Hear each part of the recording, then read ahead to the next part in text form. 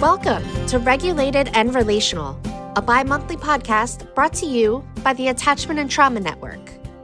In this episode, Julie and Ginger sit down with Barb Clark to talk about fetal alcohol spectrum disorder and what it really takes for families to thrive, not just survive. Let's join them. Hi, everyone. Welcome back to Regulated and Relational, our podcast produced by the Attachment and Trauma Network. I'm Julie Bean. And I'm Ginger Healy. And we're excited to share with you from both our personal experiences and our professional knowledge what it truly means to be attachment-focused, trauma-informed, and how we can help children impacted by early childhood trauma. We have an expert in the studio today, and we cannot wait to introduce you to her. Ginger, can you tell everyone about Barb Clark? Absolutely. Barb Clark is known for her down-to-earth style, no fluff honesty, and ability to turn even the toughest topics like raging, lying, stealing, just a regular Tuesday, into opportunities for growth, connection, and the occasional belly laugh. With a background in training thousands across US and Canada and beyond, she's helped therapists, social workers, educators, law enforcement, and families see challenging behaviors through a new lens, one rooted in compassion, brain science, and a whole lot of lived experience. Barb just doesn't teach theory, she teaches what works, and she openly shares what didn't. As a parent of 5 now adult children, including one with fetal alcohol spectrum disorder, she's navigated the chaos, comedy, and deep heartbreak of parenting kids with complex needs. And in April of 2025, at the age of 56, she received her own FASD diagnosis. Because life loves a good plot twist. Can't wait to explore that one. I can't either. Her work is grounded in the belief that behavior is communication, connection is key, and there's always hope, even if it's buried under a pile of unfolded laundry. And so we're going to talk about her first book as well, Raising Kids and Teens with FASD, Advice and Strategies to Help Your Family Thrive, and that will be released October 21st, 2025. Well, whether she's leading a keynote, coaching a caregiver, or swapping stories about the latest parenting disaster turned life lesson, Barb shows up with authenticity, humor, and a deep commitment to helping families not just survive, but truly thrive. That may be my most favorite bio that I've ever read in my entire life. Well done, Barb, and welcome to our studio. Thank you. I'm excited to be here today. Awesome. Well, Barb, our listeners, especially the parents, because we know our audience is about half and half parents and educators, the parents for children who are caring for, or the parents who are caring for children who were impacted by trauma and FASD. They need to hear from you today. So let's dive right in. Just start by telling us a little bit about how you got here, how you got to this. I'm going to write a book. I'm going to explore whether I was on the FASD spectrum, how did all this happen? Yeah. Well, when we started our parenting journey about 26 years ago, my oldest turns 26 in a few days.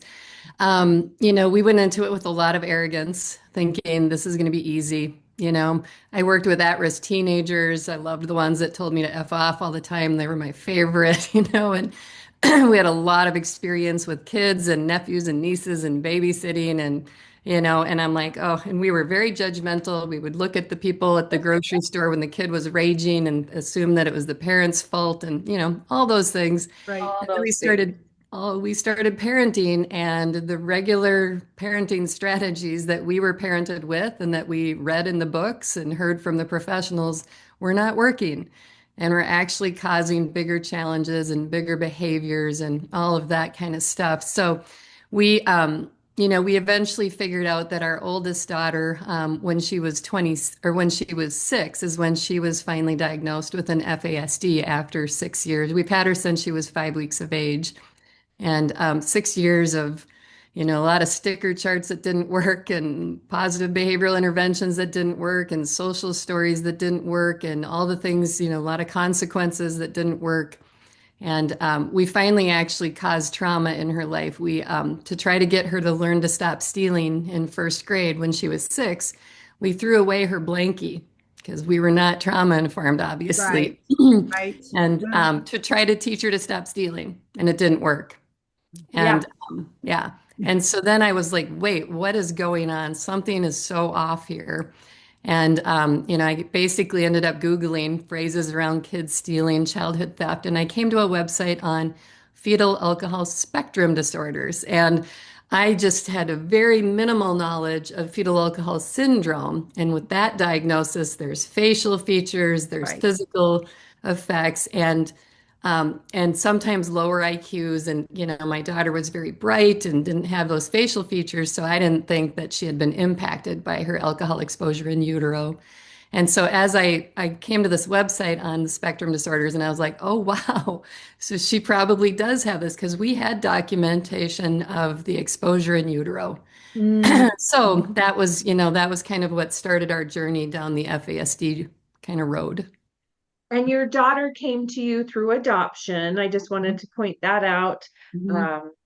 So yeah, you did have some documentation, but not necessarily the Yeah. whole story, maybe. Right. Yeah, we had the documentation. We didn't understand FASD enough to know that it had impacted her again. And because we had these wrong assumptions and just misinformation that kids with fetal alcohol are lower functioning or, different things like that. And that didn't kind of match what was going on with her. So she Right. was diagnosed when she was 6. And then, which, for all caregivers, when our kids have any kind of diagnosis or something going on, we usually dive in and we're Hmm. like, okay, I got to learn about this. So I started diving in, reading as many books as I could. And again, this was almost 20 years ago, and it was 20 years ago. There weren't many books at Right. this point. I mean, it was a handful of books almost.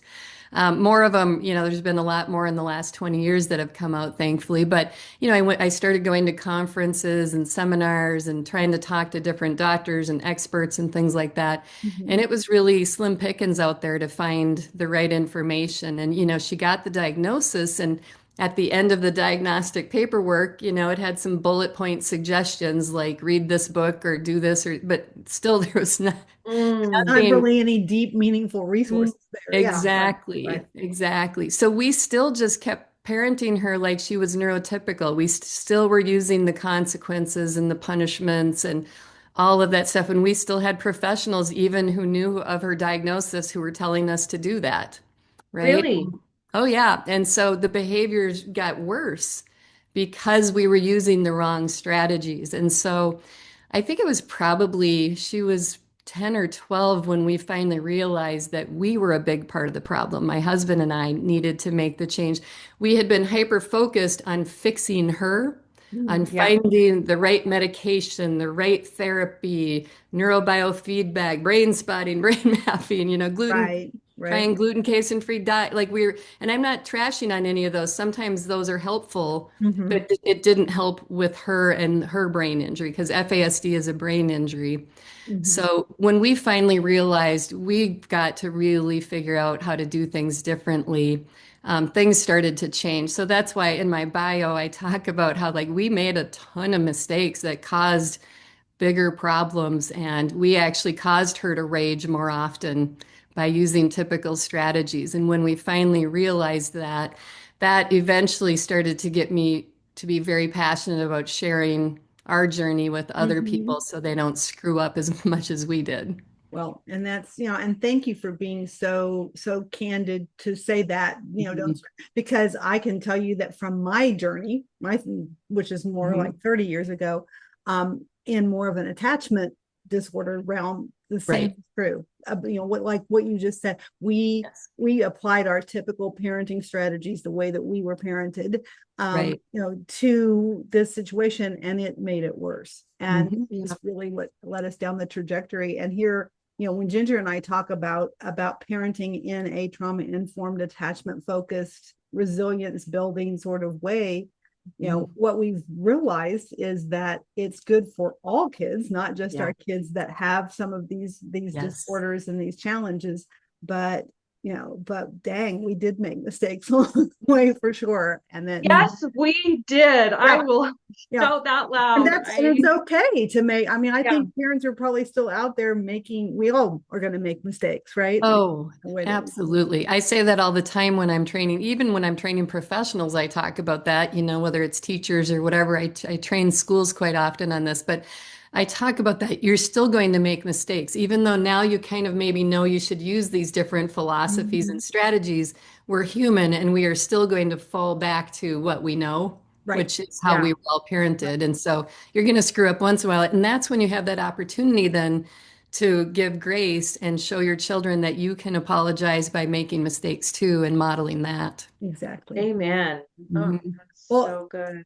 Start by telling us, telling the audience, because we have not talked about FASD a lot on this podcast, and the prevalence and the impact is becoming more well known, and the statistics are sobering for sure. So talk to us about how widespread the problem is, and just overall what you want us to know about FASD. Sure. Well, the biggest thing for people to understand is that it is a spectrum disorder, right? There are people that were impacted somewhat mildly and people that were impacted in a more kind of severe way, and then tons of people all over in the middle, whether it's kids or adults. And so that can be confusing to people sometimes because they're always like, oh, my kid doesn't have FASD because they're not doing A, B, or C. And I'm like, well, it doesn't necessarily mean that. But the prevalence is pretty high. In the United States, it is 1 in 20 children, so about 5%, which, autism is currently 1 in 31. And even those, that just went from, I think it used to be 1 out of 40. And then just in the last year, they updated it to 1 out of 31.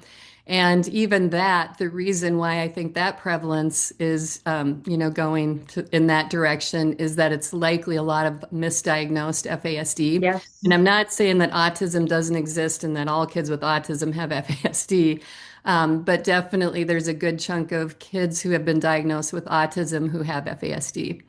And so the rate, and then we're seeing extremely high rates of this in adoption, foster, and kinship care. There's there's a lot of different research and stuff out there, and they estimate that maybe 60 to 80% of kids in foster care were prenatally exposed. If we know there was substance use issues for the parents, the likelihood. Say that number again.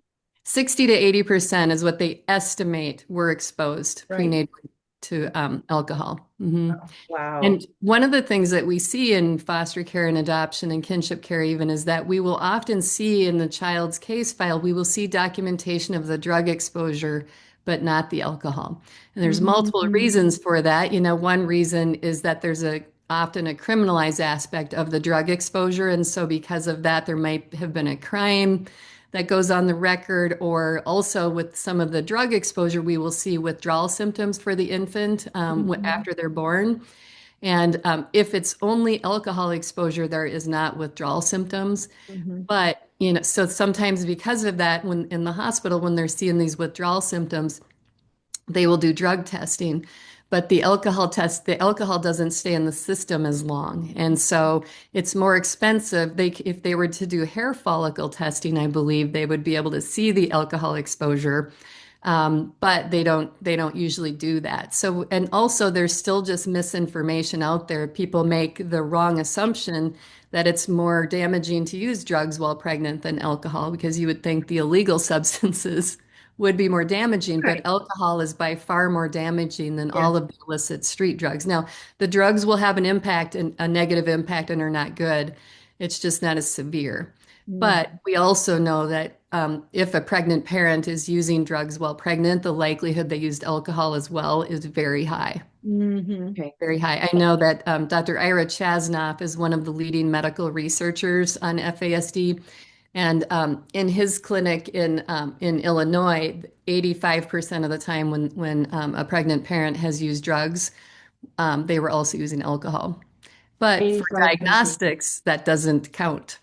Mhm. You have to have that. If they don't have the facial features and the growth deficits, you have to have confirmation of exposure, which Right. is complicated to get, whether it's a Yeah. biological family or adoptive foster family. Wow. Well, and it is interesting to me that you can track longer the drugs through testing, Mhm. but if the alcohol leaves the system faster, then you're thinking, well, then it must not have had a greater impact. Like Mhm. it's Right. so complex. Yeah. Yeah. And Very then complex. societally, we still there are still doctors out there telling pregnant parents that it's okay to Yes. use alcohol in certain Mhm. limited ways. And it's like Yes. it just, Oh, yeah. it's to me that's terrifying. I've always, since Mhm. learning about that from Dr. Chesnoff and others years Mhm. ago, I'm just like, no, none is the right amount of Oh, alcohol.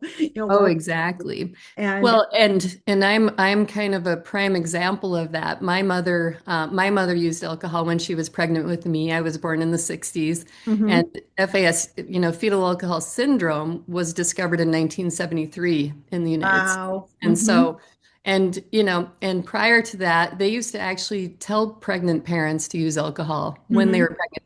They would tell them it would help them calm the nerves, help the baby drop.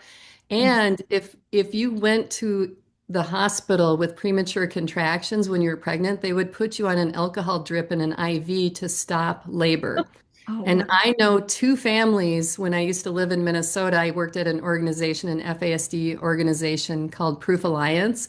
And I worked with two different families who figured out when their kids were in their 40s that they had an FASD from that alcohol drip and an IV.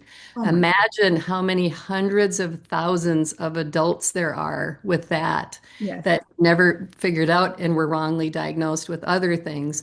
And so I actually, as my bio said, just this past April, I went in for diagnostic testing for this because Mhm.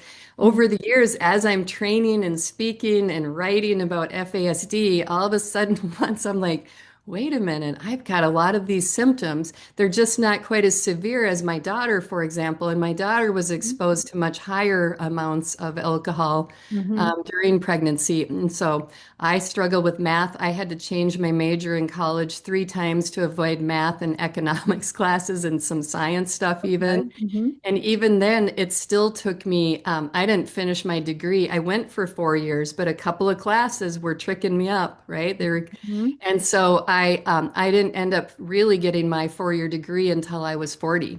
I went Wow. back, and my prefrontal cortex, though, had finished developing. And the statistic class that was just a bear for me, I finally Mhm. was able to pass. And I also had a lot more maturity than I did in my early 20s. And Right. things like that. I struggle with a lot of sensory processing issues. I've Okay. had horrible, poor sleep my entire life. I have a lot of weird medical complexities. I just had my 17th surgery 3 weeks ago. I have ADHD, extremely extreme ADHD. I Okay. struggle with the brain function of crossing the midline. Like if you look at the back of my hair, don't look at I can't figure out how to curl the back of my hair with the curling iron because it doesn't work for me to coordinate it. But it's just not as severe as how my daughter was impacted, right? And Mhm. so part of why I sought the diagnosis of was to help people see what a vast spectrum it is Right. and also to help families see that there is hope, that, a lot of our kids, if we really, especially in those 20s, though, it's hard, these kids can be really hard because some of these behaviors are challenging, but getting them through their 20s is one of the biggest challenges that I have been able to see Mhm. in my own experience and with the families that I work with and support. Amazing. I really do want to dive into those. I feel like that's where your expertise really lies, is Mhm. learning how to navigate and manage and help. And I think that's where a lot of our listeners the theory is all great, the information is all great, but at the end of the day, we got to make it through the end of the day. And we have a Yes. lot of families that is so hard. It And I've is. been there. I've been there. And so, Quickly, before yeah, we but do go. that, just quickly tell the audience what the diagnostic testing looks like. Like, where do you find that? How, Yeah. like, Yeah. what is it? Yep. Oh, diagnostics for FASD are so complex in the United States. Canada does a different way, and a way that I appreciate better than the way we do it in the US. But generally, there are specific diagnostic places you need to go. Your average doctor or even neuropsychologist who doesn't specialize in this is Mhm. going to miss it. The majority of medical professionals and mental health professionals will miss this. They are not FASD informed. And so FASD United, which is the national org on FASD, their website is fasdunited.org. They have a resource directory on their website, and you can go in the United States, you can find in each state where the FASD specific diagnostic clinics are. Now, I'm not going to lie, there are several states that don't have any. Yeah. But most states are going to have a couple, one or two at least. Some states have more than others. So, generally, the diagnostics is a neuropsychologist, a neuropsych exam where they're looking at 10 different brain domains. And they have to be struggling, I think, in like at least three of those brain domains. It's like attention, sensory, different things like that is what they're looking at. And then they combine that with a medical provider, whether it's a MD, a PA, physician's assistant, or a nurse practitioner who has specific training in how to measure those facial features and also take that's usually the provider that will take the history of consumption of alcohol consumption in Okay. utero. And so, if the children or the adults, if they have the three facial features, which is a smooth philtrum, the philtrum is the bump or ridge we have between our nose and our upper lip. Mhm. And there's supposed to be a ridge or a bump there. So there's a 5-point scale of how smooth that philtrum might be. A thin upper lip, and then small eye openings. That's called short palpebral fissures, is the medical term for it. But those are the three facial features for fetal alcohol syndrome. And then they have to have growth deficits below the 10th percentile early on in life. They might outgrow that as they get older. And even the facial features can change when they get older. They're the most prominent between the ages of 2 and 10. So it's usually, generally, it's the neuropsych kind of combined with that medical Mhm. information is what will give that. So for if they have the facial features and the growth deficits and match the cognitive profile, they can give the diagnosis without confirmation of exposure. But if they don't have those facial features, you have to have confirmation of the exposure, which is complicated to get. Yeah. Again, even in biological first families, it is. And so, there are some areas that will use, so there's fetal alcohol syndrome, there's partial fetal alcohol syndrome, there's alcohol-related neurodevelopmental disorder, and then there's alcohol-related birth defects. Those are the main diagnoses in Mhm. the US that are under the fetal alcohol spectrum. There's another one that's those are medical diagnoses. In the Mhm. DSM-5, which is the manual that mental health professionals use to code diagnostics, there's a diagnosis called NDPAE, neurodevelopmental disorder associated with prenatal alcohol exposure. And for that one, they don't have to have a medical, you don't usually have to have the medical component. They kind of do the neuropsych testing and then they'll do the exposure, getting the history of the exposure and things like that. So it's pretty complicated, the Yeah. diagnostics. Yeah, it is. And Mhm. that leads to more people being missed or maybe ending up Yes. over on that autism spectrum. Yes. Thing. Yes.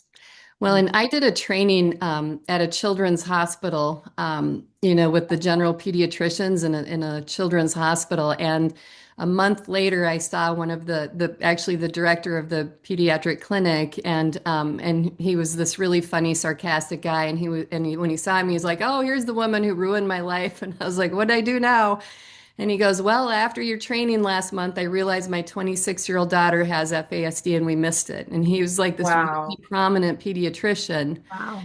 And so the beauty in that is I was like, okay, so that's a problem. What can we do, at least in your clinic and hospital system, to get this more well known? And, I was able to work with him and their team at that children's hospital to do like 3 different grand rounds to try to, but every single time I would do a grand round, which is, the big kind of Yes. trainings, that's what they call them at hospitals. I would have doctors lined up being like, holy cow, how did we not know this? Yeah. Kind of being blown away. And even still today, doctors are graduating medical school a week ago and not getting this information. Right. Right. Same in social work school, teacher school, like Yes. not teaching this, and that is driving me nuts. Exactly. Yeah. Well, no, and your statistics are such that, oh my gosh, we are looking at neurodiversity in that Yes. autism spectrum, but we're not Mhm. touching it here at all. Because this is so stigmatized. We know what causes it, we know how to prevent it, and we love to shame and blame the pregnant parents who used alcohol, which we've got to stop doing. No parent does this intentionally. It's either somebody Right. struggling with substance use disorders, somebody that had an unplanned pregnancy and then stopped using, or somebody that had the misinformation that it's okay to drink lightly during pregnancy. Oh, Thank you for that is saying that. so, That's really yes. important too, is because, Mhm. it's, if there are folks out there listening and knowing Yes. they drank or that their, family members drank during pregnancy, Yeah. it's more important to identify this and help the way that we're about to talk about all that you've learned Right. in the health side of things than Mhm. it is to, like we need to get past Yes. that shame and So blame. good. And Mhm. we will absolutely link that FASDunited.org in the Good. show notes and Yes. any other resources you want to give us, because of course that's where we're going to get to is now Yeah. what, what do we do Mhm. next? What do we do? Yeah, that's the big question everybody has is what in the world do we do with these kids? Yep. Mhm. Yeah. So talk to us about that, Barb, like from Yep. your perspective, even Yep. even just take us on your journey of, of how things, what you did next and how you shifted your parenting and all of that. Yeah. Well, eventually, like I said, and we're very slow learners, eventually we realized we needed to do things differently. And so we kind of backed away from the typical parenting of consequencing and punishing. And we actually had to back down big time on our expectations as well. That's the Yeah. thing. I also work in an FASD coaching program called FASDsuccess.com. It's Jeff Noble is my boss in that program. He's a big FASD educator. And we have several hundred families in this online coaching program. I was just doing a coaching call last night. And so in that coaching call, often or anytime I'm working with caregivers, or even teachers or other professionals, I talk about how we've got to understand the developmentally scattered profile that these kids have. Mhm. They're usually not functioning at their chronological age. And so, but we are expecting them to act like a 10-year-old when they're 10. And that isn't fair if their brain is not functioning as a 10-year-old. Right. And so we have to really kind of dive in and understand their developmentally scattered profile and adjust our expectations based on that. And so that's a big thing that we have to do. We have, when we used to look at behaviors, I'm sure you guys have had probably Dr. Mona Delahook. Oh yes. Oh, yes. Yes. He noted a few years Love ago. Mona. Remember that, and she's amazing. And one of the things I remember in her first book, the Beyond Behaviors book, she talked about how when we look at behaviors, traditionally, the question we always ask is, what is the child trying to get out of this behavior? Are they trying to manipulate, seek attention, control? And the more responsive, trauma informed question we need to ask is, what is this behavior telling us about this child's underlying neurophysiological process, right? Yes. Mhm. And so instead of assuming, like everybody always assumes they're trying to manipulate and, all these Mhm. negative things, Mhm. and especially with kids with trauma histories, and FASD is a form of trauma, right? It's in utero Yeah. trauma. And Mhm. then many of these kids experience out of utero trauma as well. We've got to ask the question differently and look at the behavior from a different perspective. So when we finally started to realize that, we started to approach her, her behaviors. And my daughter, her name is Akila, and Akila and all of my children give me permission to share the stories that I do share. And to talk about this. Akila is really passionate about that, about trying to help others. And I always tell her I'm trying to help parents not screw up as much as mom and dad did, honey. She thinks that's cool. So, but she's got very, very extreme behaviors. Like, we have dealt with very severe raging over her lifespan. Again, she'll be 26 next week, and we're starting to see it simmer down here finally. But she has had huge issues with stealing, with the lying, and all of that stuff. So once we finally started to understand how to deal with it differently, all of these behaviors started to decrease. And one of the big moments for me was we used to do respite for teenage boys with FASD. And this one young man was with us once. He had been with us many times, and he witnessed a car rage when she had a rage in the car. And car rages are really scary and not fun. Dangerous. Rages are not fun, but car ones Yeah. are really scary.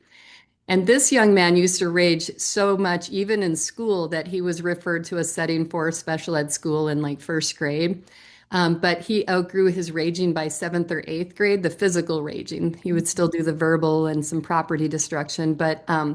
And now he was a senior in high school, and he witnessed a rage. And so anyways, that evening I kept him up late to kind of talk, process the new trauma. He's getting at respite. And he had a lot of good insights in his own past, but then he told me I was really irritating him during it. And I thought it was really good, because I can stay calm for like 2 hours or more when she's raging. And most caregivers can, have 10 to 15 minutes before we start to snap back. Right. And I was like, well, what did I do wrong? And he started telling me all of these things that were so insightful. And we had tried to ask Akila for many years, but she still at those stages didn't have the gift of insight. And so she's starting to develop it now, finally in her 20s. I'm starting to see some. But he told me that I kept telling her to calm down, and that drives him nuts. And and then when I train, I share this quote: never in the history of calming down has anyone ever calmed down by being told to calm Calm down. down. Exactly. And it's so so true. true. It's so true. And then he told me I kept repeating her name, and that irritates him. He said it. He used the R word. He said I spoke to her like she was intellectually disabled. And I used, when she would enter if we've got the zones of regulation, if she would enter the yellow zone, or if I missed the yellow zone, there's always a yellow zone, but sometimes we don't see. Yeah, sometimes it's quick. Can be real short, but it's always there. But when she would be in that yellow or red zone, I would go into repeat mode. I'd be like, Akila, calm down. Akila, honey, calm down. Akila, this is no big deal, honey. I would just go into repeat mode. And so, I started thinking about that then. And I'm like, wow, if my husband and I are in an argument and he tells me to calm down, I do not receive that well. He has tried. He doesn't anymore. He knows now not to. But also, if he's saying my name, that is going to bother me. You don't say people's name when they have your attention, unless you're making a condescending point, right? So I just started thinking kind of more in depth about that. And the other mistake that most of us make in those moments is we start pointing out consequences. And even if we're just talking about a natural consequence, maybe we've moved away from giving consequences, which is my goal. When I work with families, I am trying to get them to stop being consequence-based and moving away from that and being connected and relational. And I jokingly call it wussy parenting. And it's not because we are wusses, right? We're kind of badass warriors, to be honest, who have gone through hell. But the world judges us to be wussy, lenient parents because we're not punishing and consequencing these kids. Right.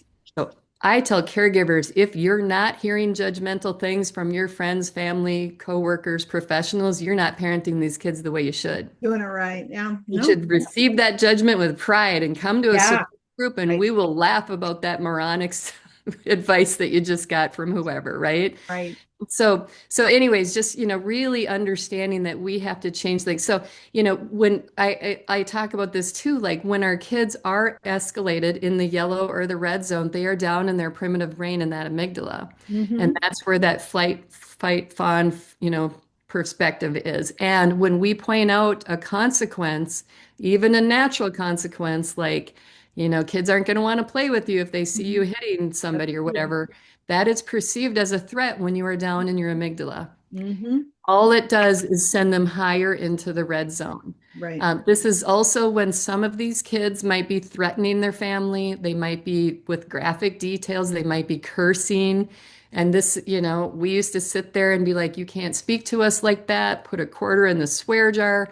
Again, they're not in a learning brain Yeah, place. exactly. And They so, can't. because they're in that full anxiety, fight, flight, place. And so I tell caregivers, don't even respond to the cursing or the threats in the moment. Don't even respond to it. Just let it go off your shoulder. And then I always talk about the Q-tip philosophy Yes. too. Quit taking it personally. Yeah. Not about you, even if they're saying horrible things about you in the moment. It's not about you. It's their brain is on fire. Right. Right. And there's an awesome adult who has FASD who speaks a lot. Her name is Rebecca Toulouse. And she wrote a great book called Tenacity. But she did a training for me about almost a year ago, and she talked about how, when our kids are feeling good and happy about something, it's in this and just in general, we like to hug. We'll hug people. We're happy. We'll hug them. Sometimes a kiss. But when they're mad, they need a physical way of showing that they're mad, right? Mm-hmm. And so, it's a concrete way. And kids with FASD are very concrete thinkers. They don't do well in the gray, abstract world. Mm-hmm. And so, hitting, kicking, biting is a concrete way of expressing how they're feeling in the moment. Now, obviously, we want to try to teach them not to do that, but that's going to take them much longer than it would a healthy brain child. Right. Right. Yeah. So we really just figured out that we were the problem and we had to do things differently. And when we started to do that, her behaviors decreased big time. So, like the raging in particular, we started to realize, oh my gosh, we were causing her to rage more often. We were causing her to go higher into the red zone and to stay there longer by saying and doing things the majority of professionals were telling us to say and do. Mm-hmm. Right. Mhm. Right. No. Yeah. Yeah. Yeah. Yeah. And it's hard. I mean, it's when you learn that, when you Yeah. make that shift into, Yes. I am going to de-escalate, I am going to co-regulate all of those good things. It's still hard to do because I was thinking about your example of repeating her name and telling her to calm down. You're doing that in part to help yourself remain regulated and calm, right? Because that's the key to being able to co-regulate. Yes. You have to stay regulated. So it's like you're externally trying to keep yourself regulated, but at the same time, you're irritating the snot out of the other person. And Totally. I get the scenario, but it's like, oh yeah, it takes a lot of practice, a lot of skill to be able to not go there. Yeah. Oh, absolutely. Yeah. And, in my book, I kind of struggled a little bit with this and went back and forth with the publisher because I'm like, it is an FASD book, but honestly, it's going to be helpful to people that have kids with any type of trauma or neurodivergence. Yes. Yes. And so, because there's a chapter on raging, there's a chapter on lying, and there's a chapter on stealing, and there's other chapters too, but those are kind of that's my wheelhouse. Those are I'm like, I should put that on LinkedIn. I'm an expert in raging, lying, and stealing. It's just the weirdest thing. I never thought I'd grow up and say that. Well, and I think those are behaviors that trigger adults more than many other behaviors. Yes, exactly. I call them the big three. The perfect storm of this isn't going to go well because I want this to stop right now. Yes. Yes. Exactly. Yes. Yes. And the lying, I should say this too. The lying, the majority of the time with kids that have experienced trauma is not straight up intentional lying. It is usually something called confabulation. Which is a big word that a lot of people had, I hadn't heard it for way too long in the game. I think I learned it when our daughter was in high school. And confabulation is when your brains fill in the gaps of your memory or comprehension with wrong information. All of our brains confabulate, like for most healthier brained adults, The way that we confabulate is if you've got a significant other or even a coworker and you have one of those arguments like, oh, I told you this. And they're like, no, you didn't. And you say, yes, I did. And no, you didn't. Yes, I did. Right? My husband and I, this happens to us all the time. Well, neither of us are lying in that moment, but one of our brains has confabulated and filled in the gaps in the memory. And it's in those moments, it's usually the one that thinks they told the other person something because what happened is we practiced it in our brain, right? But then we never did it out loud, but now our brain is remembering that we did it. But for neurodivergent individuals, it's very common with FASD, but it's common with other traumas and things. Their brains will do that type of confabulation, but they'll also do it where, like, maybe I might say to my daughter, I asked you 15 minutes ago to take the trash out. Can you please take it out? And she would be like, I did. And I'm like, look, it's full. You didn't take it out. And she's like convinced that she took it out, and she's remembering taking it out 6 weeks ago or Right. something like that, right? So it can be like that, but it also can be these big, wacky stories that make no sense. Yes. And so when she had stolen one of dozens of cell phones that she had stolen over her life, she had this elaborate story that it was Justin Bieber's and that he gave it to her when he was performing at their school that day, which he was not performing at their school. Right. And this was when I was not a good parent. This is when I was parenting poorly. And I was trying to catch her in the lie because that's typical parenting. We want to catch them in the lie so we can punish them and teach them not to do it again. And so as I'm trying to catch her in this lie, the story is getting more ridiculous and more unrealistic. And even when I'm sitting there showing her proof that he was in Brazil performing that evening, she still said, well, Mom, it was first hour. He could have gotten on a plane to Brazil in time. And she was right. Right. She can't remember what 2 times 2 is, but she had that figured out, right? Yeah. And so she still would not admit that this was a lie. And the reason is because she was confabulating and her brain made her think in that moment it was true. So now days later, when I bring this up and I say, you know, when you told me that phone was Justin Bieber's, she's like, oh, that's not what I meant. Or Yeah. you misunderstood me or something like that. Yeah.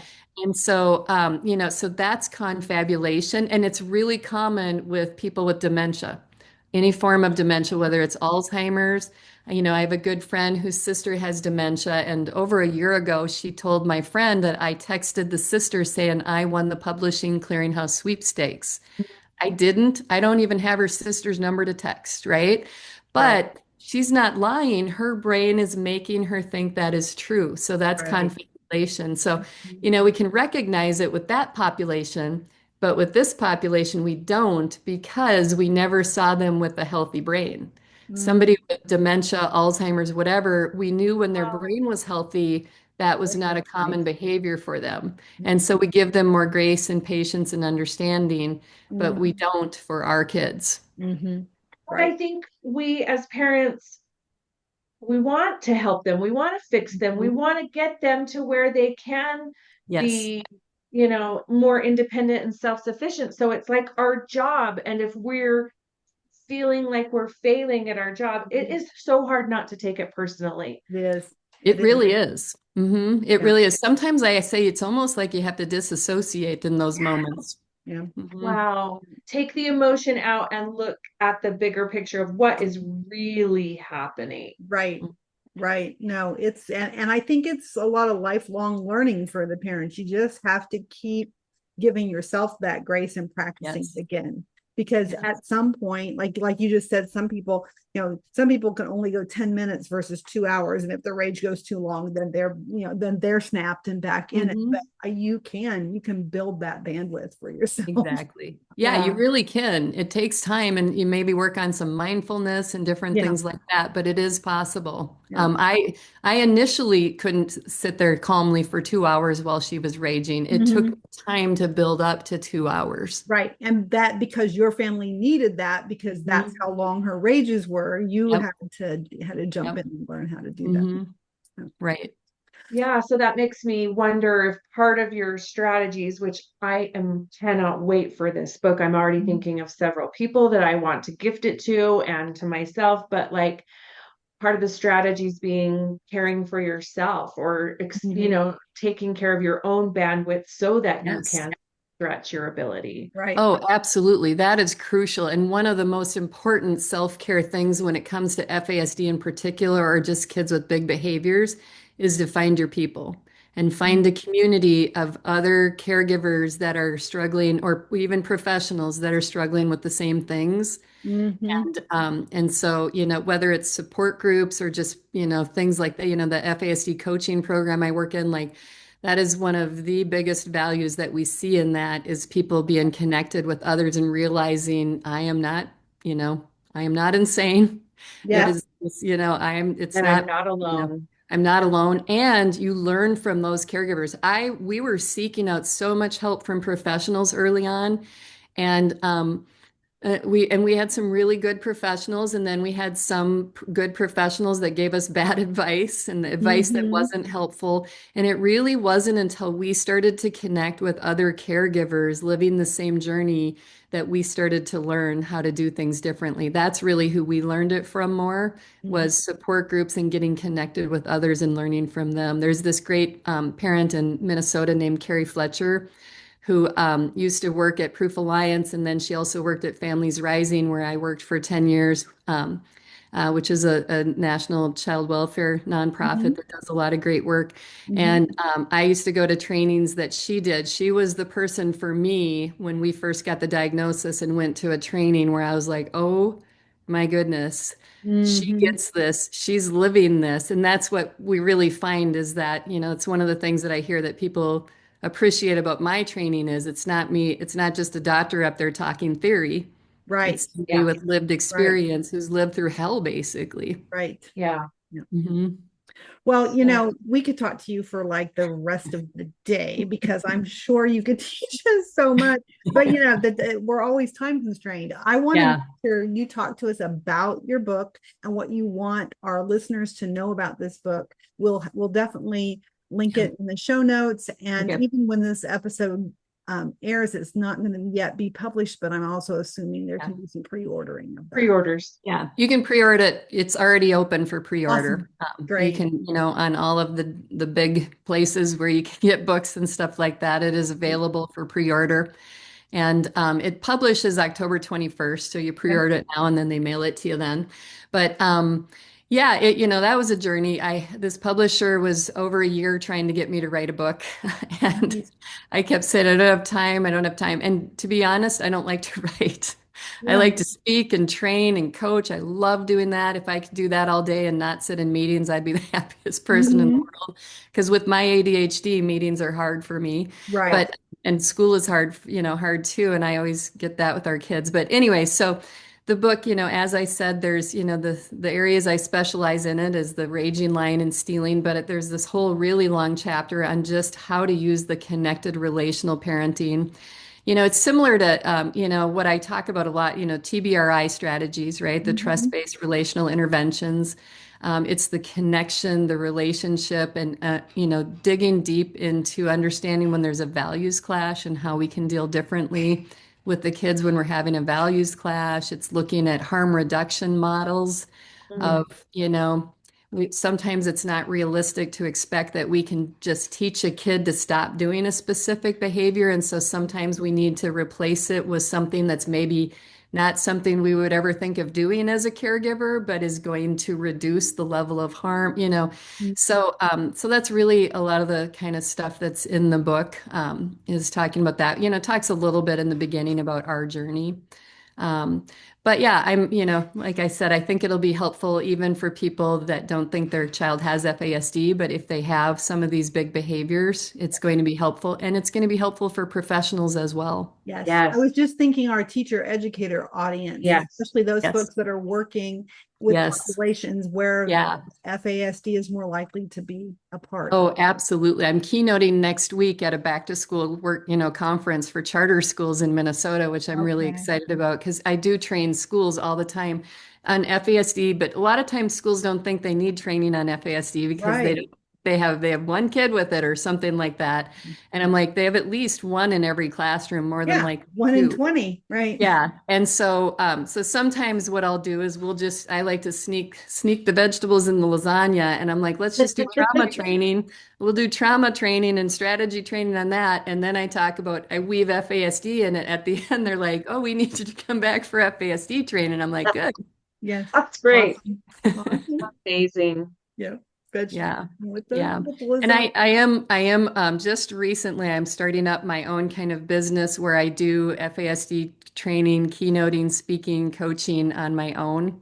Awesome. And I'm really excited about that. I work with professionals and families. Awesome. We'll make sure that we get links Yep. to you directly so that folks can quickly find you. Barb, Awesome. in this. Amazing. Thank you, Barb. Like my mind is blown. I just, this is powerful, super powerful. Yeah. Yeah. Well, thank you. You know what? Let me mention one last thing too, though. Sure. Attachment. When it comes to attachment in FASD, I'll just really briefly say, it's neurodivergent attachment, right? Like, Mhm. there was so many people over the years, professionals that were like, oh, I wonder if she has reactive attachment disorder. And Mhm. I'm like, I know FASD looks a lot like RAD. It Mhm. really does. And sometimes we do have kids that have co-occurring RAD with FASD. The majority of the time, it's FASD looks like RAD Mhm. Okay. because of those big, Good. acute behaviors, That's right? good. My daughter is highly attached to us, but it is not typical attachment. Right.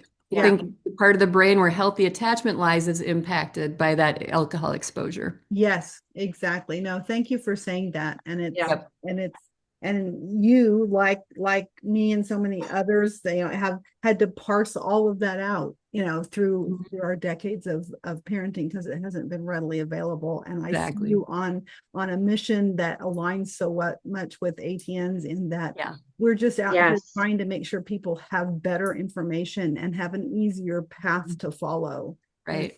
in figuring all of this out. So Yeah. And knowing they're not alone and that there are resources available. I mean, that's everything. So Yeah. It's huge. thank you, Barb. This has Yep. been a delightful conversation, and I know our audience has learned a whole lot. So thanks for being with us today. Yeah. Thanks for having me.